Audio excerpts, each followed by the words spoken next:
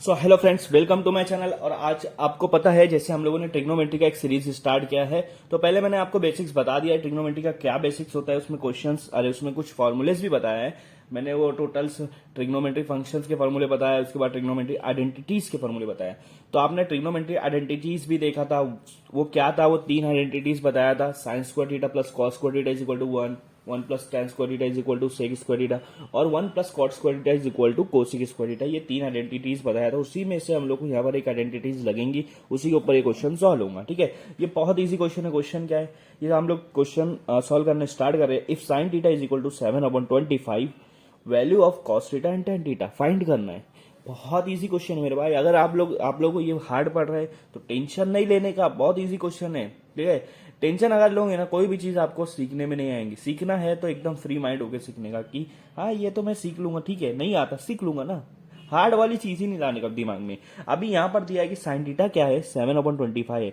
तो क्या find out करना है? कॉस थीटा और टेन थीटा। ठीक है, अब आपको दिया हुआ क्या है ये सबसे पहले आपको पता होना चाहिए। साइन थीटा दिया है और निकालना है क्या? Cos theta tan theta.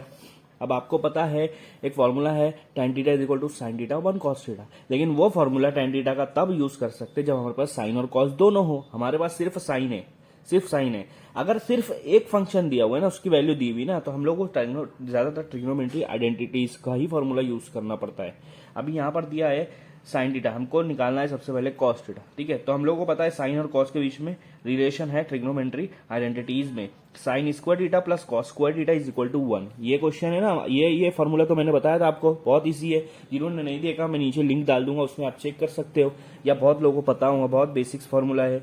ठीक है, तो हम लोगों को दिया हुआ क्या? साइन थीटा दिया है, तो साइन को उधर लेके जाओ। हमको निकालना कॉस है ना, तो कॉस को यही रहने देंगे, 1 को इधर ही रहने देंगे, साइन को उधर लेके जाएंगे, तो साइन उधर जाके माइनस हो जाएगा, minus sine square theta cos square theta is equal to 1 minus sine square theta. ये आपका फॉर्मूला हो जाएगा। ठीक है, अब बस देखो ये फॉर्मूला मैंने यहां से निकाला, तो इजी है। आपको सिर्फ ये याद करना है। आप इससे और दो फॉर्मूले निकाल सकते हो, जैसे आपकी नीड हो, जैसे आपकी रिक्वायरमेंट हो। अब देखो क्या होगा, कॉस स्क्वायर थीटा हम लोग क्या करेंगे, साइन की वैल्यू डाल देंगे। साइन थीटा की वैल्यू है 7/25, ये तो वैल्यू है ना। हाँ, लेकिन इसके ऊपर स्क्वायर है तो स्क्वायर डालना जरूरी है, लाजमी है। 1 माइनस 7 का स्क्वायर क्या होगा, ये हम लोग कॉस स्क्वायर थीटा की वैल्यू निकाल रहे हैं। 7 का स्क्वायर होगा 49 और 25 का स्क्वायर होगा 625। ये बहुत लोगों को पता होता है। ठीक है, अब आप देखो 1 के नीचे कुछ नहीं है, मतलब 1 है, और 49 के नीचे 625। ये दोनों डिनोमिनेटर सेम है क्या? नहीं, अलग अलग है। तो जब अलग अलग होते हैं तो हम लोग करते हैं क्रॉस मल्टीप्लीकेशन, क्रॉस मल्टीप्लीकेशन। ठीक है, हाँ, अब 1 को 625 से मल्टीप्लाई करूंगा तो आंसर 625 आएगा। ठीक है, बीच में माइनस है तो माइनस डालो, प्लस रहेगा जब प्लस डालेंगे, अभी माइनस है तो माइनस डालो। फिर 49 को 1 से करो तो 49 आएगा। फिर क्या करना है, इन दोनों को मल्टीप्लीकेशन करना, 625 1 सा, ये भी 625 ही आएगा। ठीक है, अब 625 में से 49 गया तो कितना आएगा?